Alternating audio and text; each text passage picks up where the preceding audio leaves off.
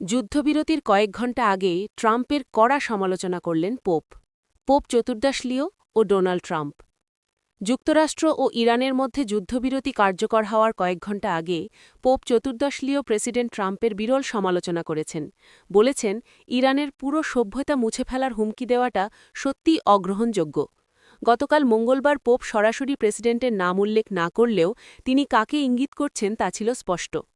মঙ্গলবার সন্ধ্যায় ইটালিতে সাংবাদিকদের পোপ বলেন, আজ যেমনটি আমরা সবাই জানি, ইরানের পুরো জাতির বিরুদ্ধে একটি হুমকি দেওয়া হয়েছে, আর এটি সত্যিই অগ্রহণযোগ্য। ট্রাম্পের ২ সপ্তাহের যুদ্ধবিরতির ঘোষণার ঠিক কয়েক ঘণ্টা আগে পোপ এই মন্তব্য করেন। পোপ চতুর্দশ লিও আরও বলেন, এখানে অবশ্যই আন্তর্জাতিক আইনের প্রশ্ন রয়েছে, তবে তার চেয়েও বড় বিষয় হল এটি একটি নৈতিক প্রশ্ন, যা সামগ্রিকভাবে একটি জাতির মঙ্গলের সঙ্গে জড়িত। এর আগে ট্রাম্প হুমকি দিয়েছিলেন, যদি তেহরান হরমুজ প্রণালী দিয়ে বাণিজ্যিক জাহাজগুলিতে নিরাপদে যাতায়াত করতে না দেয়, তাহলে তিনি ইরানের প্রতিটি সেতু ও বিদ্যুৎ কেন্দ্র ধ্বংস করে দেবেন।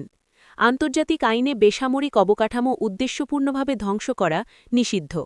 ট্রাম্পের এই হুমকি ডেমোক্র্যাটিক ও রিপাবলিকান আইন প্রণয়কদের পাশাপাশি জাতিসংঘ ও বিশ্বের বিভিন্ন প্রান্ত থেকে ব্যাপক নিন্দার মুখে পড়ে। পোপ হিসেবে তার প্রথম বছরে পোপ চতুর্দশ লিও সরাসরি মার্কিন রাজনীতি নিয়ে কথা এড়িয়ে চললেও তিনি ইরানে ইসরায়েল ও যুক্তরাষ্ট্রের হামলা বন্ধ এবং সংলাপের মাধ্যমে সংকট সমাধানের আহ্বান জানিয়ে আসছেন। ট্রাম্প প্রশাসনের কেউ এই যুদ্ধকে খ্রিস্টীয় দৃষ্টিভঙ্গিতে ব্যাখ্যা করার যে চেষ্টা চালিয়েছিলেন, পোপ তা দৃঢ়ভাবে প্রত্যাখ্যান করেছেন। গত মার্চে মার্কিন প্রতিরক্ষামন্ত্রী পিট হেগসেথ মার্কিনদের প্রতি যীশুখ্রিস্টের নামে যুদ্ধে জয় ও সৈন্যদের সুরক্ষার জন্য প্রার্থনা করার আহ্বান জানিয়েছেন। এরপরই পোপ যুদ্ধের জন্য যীশুর নাম ব্যবহার না করার বিষয়ে সতর্ক করে বলেন, যীশু যারা যুদ্ধ করে তাদের প্রার্থনা শোনেন না, বরং তা প্রত্যাখ্যান করেন।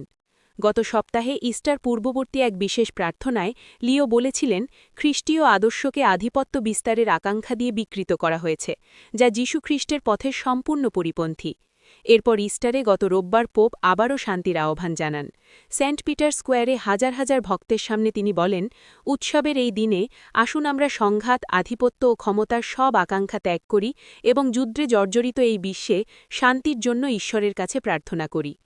ইরানকে হরমুজ প্রণালী খুলে দেওয়ার জন্য মঙ্গলবার সন্ধ্যা পর্যন্ত সময় বেঁধে দিয়েছিলেন ট্রাম্প, অন্যথায় ধ্বংসযজ্ঞের হুমকি দিয়েছিলেন। কিন্তু পোপ লিও কূটনীতির ওপর জোর দিয়ে মঙ্গলবার সন্ধ্যায় বলেন, টেবিলে ফিরে আসুন, কথা বলুন, শান্তিপূর্ণ উপায়ে সমাধান খুঁজুন।